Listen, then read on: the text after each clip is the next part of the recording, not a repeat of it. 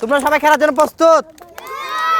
ঠিক আছে, তো সব জায়গায় লেডিস ফার্স্ট, আজকে আমাদের গেমও লেডিস ফার্স্ট। তো তোমার নাম কি আপু? আমার নাম নূর হোসেন নিপু। তুমি খেলতে আসছো? আচ্ছা, বোতলটাকে এভাবে ঘুরাবা, বুঝছো? এভাবে সোজা বসলে তুমি মিষ্টি খাইতে পারবা, বুঝছো? নাও, রেডি?